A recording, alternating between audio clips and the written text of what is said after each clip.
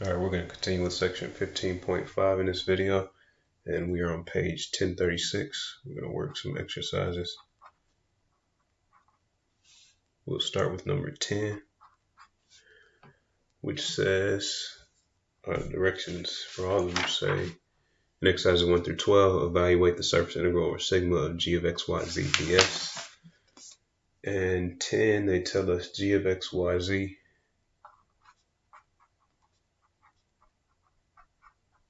equals x squared plus y squared. And sigma is composed of the part of the paraboloid z equals 1 minus x squared minus y squared above the xy plane, and the part of the xy plane that lies inside the circle x squared plus y squared equals 1. All right, so here, notice our surface is both the paraboloid coupled with the plane. So we really have two surfaces here. So in order to evaluate this surface integral, we're going to need to add two double integrals together. So let's call our surfaces S1, and it's the part of the paraboloid z equals 1 minus x squared minus y squared above the xy plane, and then S2, a little squiggly line there to separate our two surfaces. S2 was just the xy plane inside the circle x squared plus y squared equals 1. So this other surface is just z equals 0, the xy plane. We need some bounds for these surfaces. We need some parametrizations for them, actually, not bounds. So parameterizing this first surface, they've already solved for z, so let's use our favorite parameterization.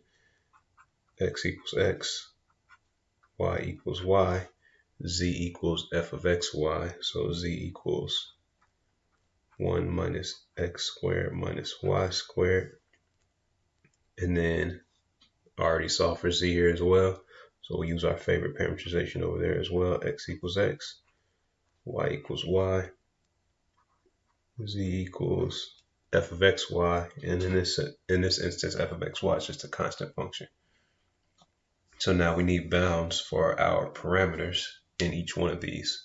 So we're looking at the part of this paraboloid that is above the xy plane.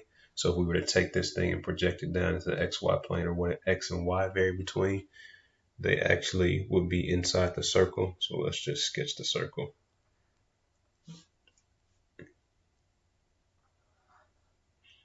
So these will be our bounds for x and y.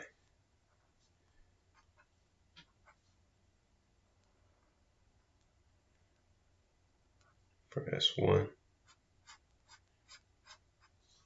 So I'm going to call that, actually I won't call that anything yet. And then our bounds for x and y here, we're on the plane z equals 0, but inside the unit circle.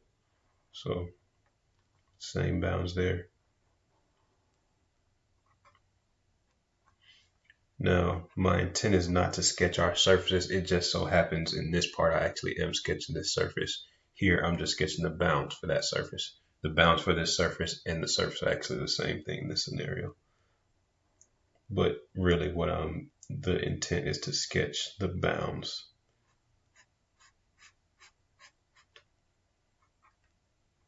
Because we're going to have to set up a double integral, we need the bounds for that integral. We're going to have to set up a double integral over here. We need the bounds for that integral right there. All right, so now the surface integral over S, remember I call their surfaces S, the book calls them sigma, of g of x, y, z ds is going to be equal to the surface integral over S1 of g of x, y, z ds plus the surface integral over S2 of g of x, y, z ds. All right, so now we have our parameterizations for the surfaces. Let's go ahead and set up our integral. And then we see that our regions over which we are going to integrate are polar integrals. So we'll set up our integral in a rectangular coordinates, and then we'll switch to polar coordinates. All right, so this S for S1, we get this is equal to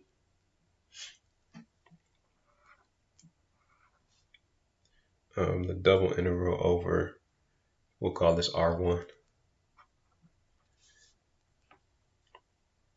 because that's what we usually call our regions for double integrals are. Now our function was g of x, y, z equals x squared plus y squared. So we take our parametrization and substitute it into here, but our parametrization is x equals x, y equals y, so there's nothing to do there. And z equals f of x, y, but z is what didn't appear in our function, so we just end up with x squared plus y squared times the magnitude of r sub x cross r sub y, but we know what that always is for our favorite parametrization. It is the square root of the partial of f with respect to x squared, so that's negative 2x squared, plus the partial of f with respect to y squared, so that's negative 2y squared, and then plus 1.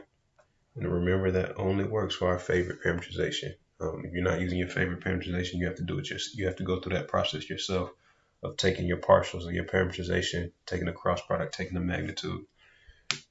So this is dA plus, now let's set this one up,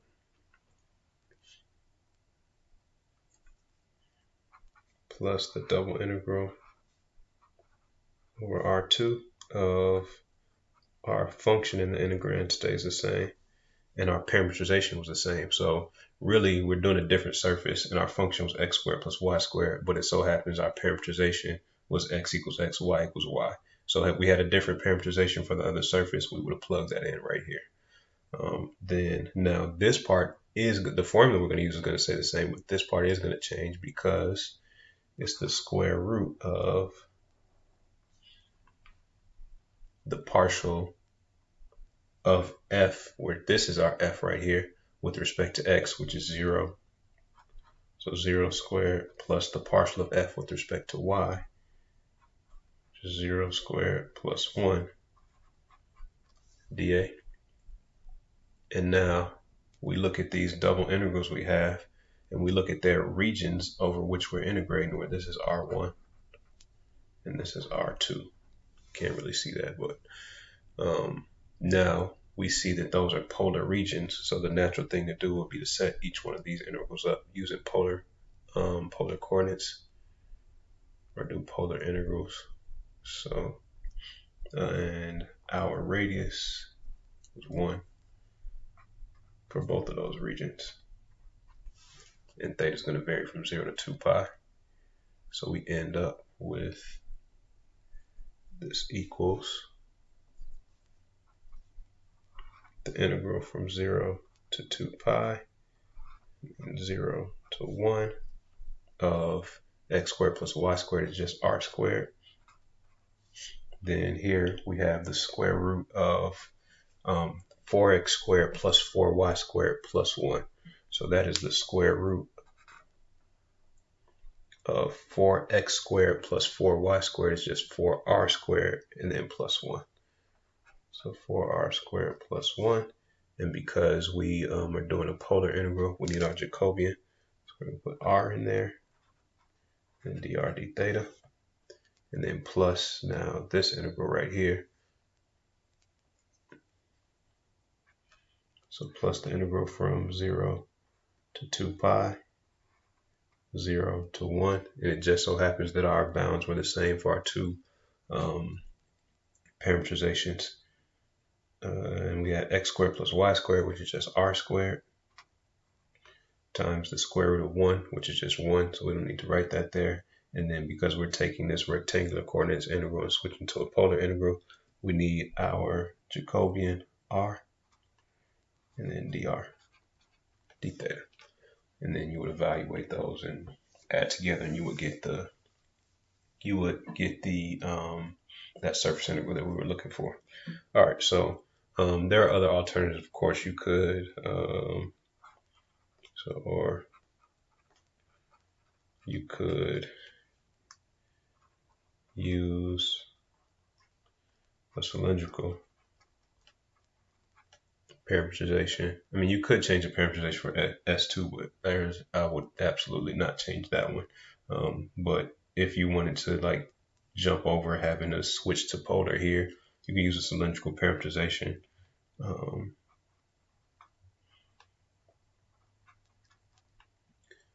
right, parametrization. Sorry, I'm running out of space. Parametrization. Or you could also do a surface of revolution or surface revolution parametrization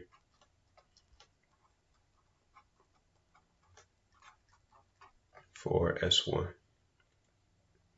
It may be good practice to try to do maybe a cylindrical parametrization for S1 or a surface of revolution parametrization and see, do you get the same value as you get for that integral right there? And you'll get the exact same value if you do all your steps correctly in either one of those.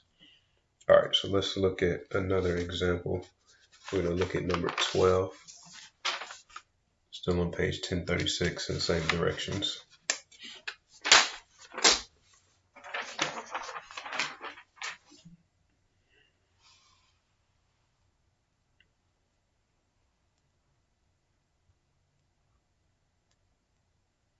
So number 12, and here they give us g of x, y, z is x plus 1.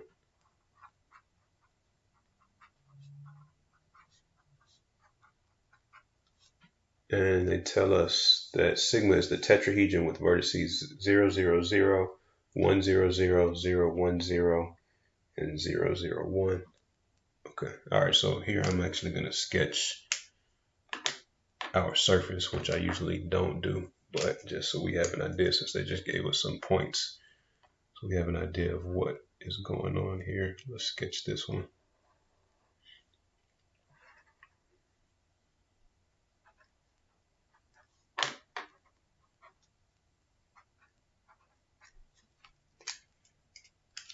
All right, so they gave us the origin was 1 point. Then they gave us, what's the problem? 1, 0, 0. Then 0, 1, 0. And 0, 0, 1. All right, so they said it's the tetrahedron between those points. So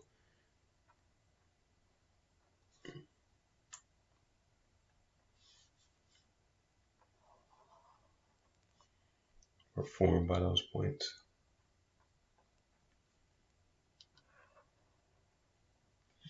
All right, so this thing has this front faces a plane, and then there's the face in the YZ plane. There's a slanted plane, then the face in the XZ plane, the face in the XY plane. So 4 faces on this surface that we have. So in the last problem, we had 2 different surfaces, and we added 2 surface integrals. Here we have 4 different surfaces, and we're going to have to add 4 surface integrals. So what I'll do is I'm going to set up, just for sake of space, I'm going to set up each surface integral individually, and then we'll put it all together at the end.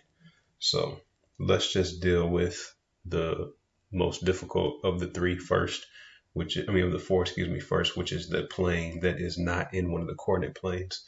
So we'll say S1.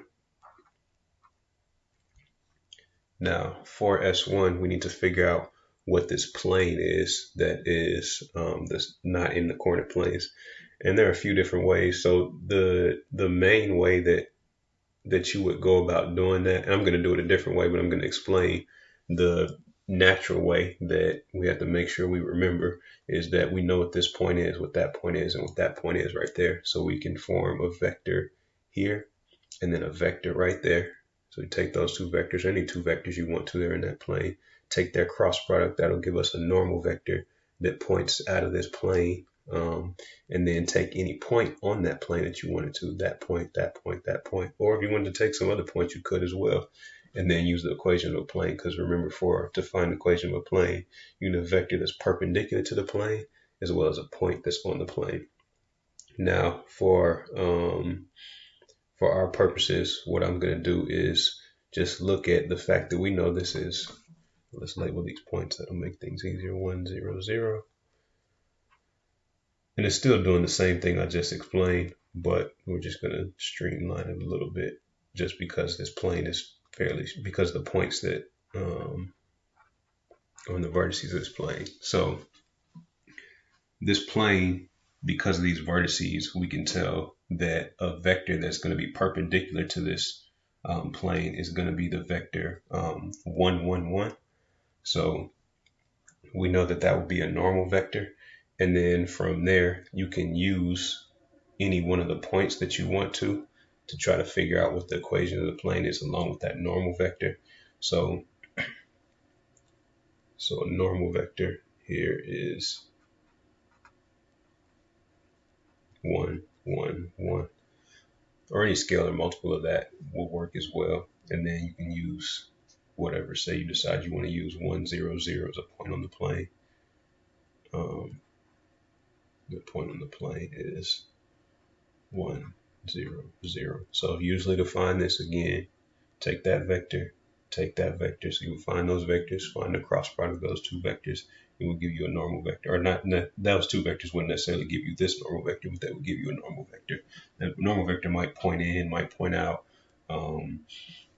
So you take those two things, and then the equation of the plane is, remember, a times x minus x naught, so x minus 1, plus b times y minus y naught, so that's just y, plus plus c times z minus z naught, so that's just going to be 1 times z, and then that equals 0, and we're going to take that 1 and move it over there, or whatever we want to do. So really, because we're trying to parametrize it, we can take the 1 and move it over there, as well as the y, as well as the x, and solve this for z. So a parametrization of the plane will be our favorite parametrization: x equals x, y equals y, z equals 1 minus x minus y. All right, and now we have our parametrization of that plane right there. And then we need bounds for x and y. So for this, when we look at that plane, what does x vary between? X varies between 0 and 1. And what does y vary between? Y is going to vary between, so one thing you can look at is there a couple of different ways you can do this. X varies between 0 and 1. Now don't automatically say, okay, well, y varies between 0 and 1 as well. Because notice if you do that, you're going to end up with a rectangle. And we clearly don't have a rectangle in the xy plane. So when we're looking at x equals xy, oops, sorry, knock my notebook sideways. When we're looking at x equals xy equals y, z equals 1 minus x minus y, we need to take this thing and project it down into the xy plane. So we see x goes from 0 to 1. But if we're going to say that x goes from constant to constant, we need to say y goes from function to function. And this function right here, that line right there, is the line when z equals 0. So if z equals 0, we solve this for y. So this is x goes from 0 to 1. Or actually here, I just do what we normally would do and I'll sketch it. I'll make things clearer. So we want our bounds. And our bounds, when we take z equals 0 here, we end up with that right there. And here we can say x goes from, that's x, that's y. X goes from 0 to 1, and y goes from 0 up to 1 minus x. There's y equals 1 minus x. So that's how we see our bounds there. So let's say x goes from 0 to 1, and y goes from 0 up to 1 minus x. All right, so that's most of what we need for S1. We still have 3 more surfaces to do, with the other 3 are easier than this one. So let's go ahead and find the other part of the integral that we're going to need, which is going to be the magnitude of r sub x cross r sub y. But since we're using our favorite parameterization, we know what that is. So the magnitude of r sub x cross r sub y is equal to the square root of the partial of f with respect to x and squared. So that's going to be -1 squared plus the partial of f with respect to y squared, which is -1 squared, and then plus 1. So we just end up with the square root of 3. All right, so we have everything we need to set up that integral. And we also will take our parameterization and substitute it back into our original function. So I'm just going to go this far for each part, each surface, and then we'll put it all together at the end. So now S2, let's just pick a plane. We'll pick that, since we have the picture of it right here, we'll pick the plane that's in the XY plane for S2. So here, all we need is the equation of a plane. We don't have to go through and find the normal vector and all that. If we can quickly just look and see what the equation of the plane is. We had to do that for the first one because it may not have been apparent to us what the equation of that plane was. But now we're looking at this plane down here, which is in the XY plane. So we know for sure the equation of that is z equals 0. And then we need to see what x and y vary between them. So this is that plane right there. So S2 is just z equals 0. And we want to parameterize that. Since we've already solved for z, we'll use our favorite parameterization. X equals x, y equals y, z equals f of x, y. And what do x and y vary between? So if we look at this and see what x and y vary between, it's actually the same thing as right there. So x is between 0 and 1, and y is between 0 and 1 minus x. All right, so next let's look at this plane over here on the left-hand side in the xz plane. That is the plane y equals 0. Oh, I forgot to do our magnitude of cross product. Let's do that first. So magnitude of r sub x cross r sub y equals the square root of the partial of f with respect to x, which is 0, squared, plus the partial of f with respect to y, which is 0 squared, and then plus 1. So we just get 1 there. Now S3 is, I said we would do y equals 0. So now remember, we look at our surface and we see, can we solve for x, y, or z? Now usually we're always looking to solve for z, but if you can solve for any variable, then you can use your favorite parameterization or some kind of variation of your favorite parameterization. Here we could solve for y equals 0. So our parameters are going to be x equals x, z equals z, and y equals 0. Because we were able to solve for y. Now we need to see what are our bounds for x and z. So we go up here and we're looking at this picture right here on the left in the xz plane, and looking at what are our bounds for x and z. So here we could look at either one of them and say either x goes from 0 to 1 constant, and the other one goes from function to this function. What is that line right there? That line right there is dictated by this plane, because this plane right here gives you that line, and that line. So if we look at the equation of this plane and we say, okay, well, we're in y equals 0, that's the xz plane. We just take a y equals 0, put it in right there, and we see that line right there is z equals 1 minus x. So z goes from 0 up to 1 minus x, and x goes from 0 to 1. So those are our bounds there. That's why I opted to do that plain one first, because it makes all the other ones easier. Now what did I just say? X goes from 0 to 1. And z goes from 0 to 1 minus x. And don't worry if you didn't get that, we're going to do it again with another plane. So hopefully the next one is clear. Now be careful here. We were doing r sub x cross r sub y, r sub x cross r sub y, because our parameters were x and y. Here our parameters are x and z. So we need to do r sub x cross r sub z here. And now things change only slightly, is that this is going to be the partial of whatever you want to call this. Let's still call it f. The partial of f with respect to x, which is 0 squared, plus the partial of f with respect to z, whatever your parameters are. 0 squared and then plus 1. So we still get 1 there. All right, one more surface to deal with. And it's S4. I'll squeeze this down here. I'm going to try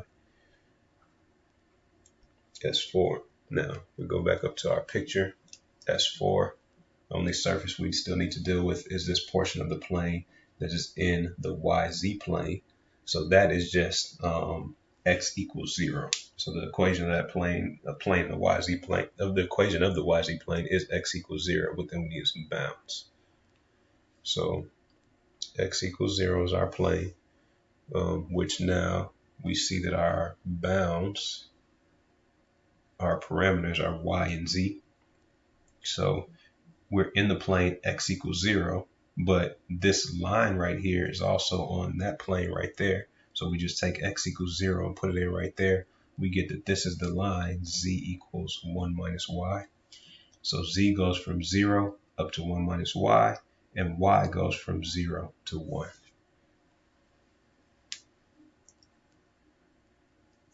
So for our parametrization, we're going to use a variation of our favorite parametrization. Here, x is 0, and our parameters are y equals y and z equals z. And we just said that y goes from 0 to 1, and z goes from 0 to 1 minus y. Then we need the magnitude of our cross product. R sub, be careful here, y and z. So r sub y cross r sub z. We're still using a variation of our favorite parametrization. So we take the partial of f with respect to y, which is 0 squared, plus the partial of f with respect to z, which is 0 squared, and then plus 1, and we get 1 there. All right. So now I could have gone through these last three very quickly just because we see what the partials are, but I just want to make sure we saw it over and over again, was thoroughly explained. Now it's time to set up our 4 integrals and add them together. So the first integral is going to be the double integral of x plus 1 with our favorite parametrization plugged in. So it's going to be x is just going to remain the same. Second integral we're going to have is we're plugging in x as well right there. Third integral, x is right there. Fourth integral, that's 0. All right, so all of our integrals are going to be x plus 1 times something, with the exception of the fourth integral. So when I say times something, first integral is going to be times square root of 3. Second one is times 1.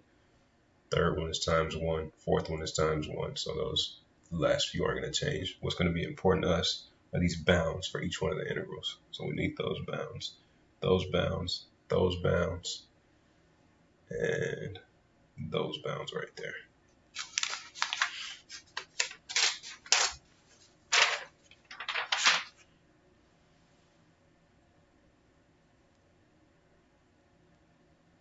All right, so the surface integral over S of g of x, y, z ds equals, for us, first integral s1, we had x goes from constant to constant, 0 to 1.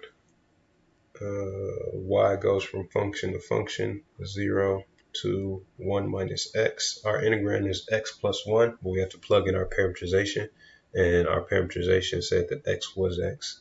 So we just end up with x plus 1 times the magnitude of our cross product, which was square root of 3. And these were x's and those are y, so that's dy dx plus next integral for s2.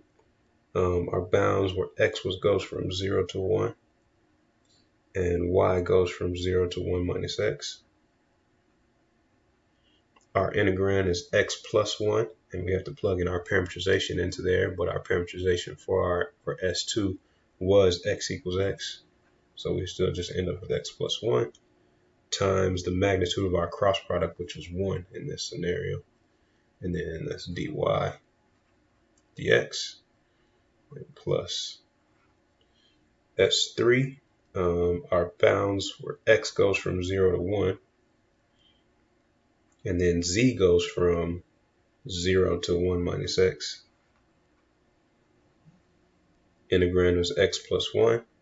Our parametrization said that x is equal to x, so it's still x plus 1. And then this was times the magnitude of our cross product, which was 1. And then this was dz dx. And lastly,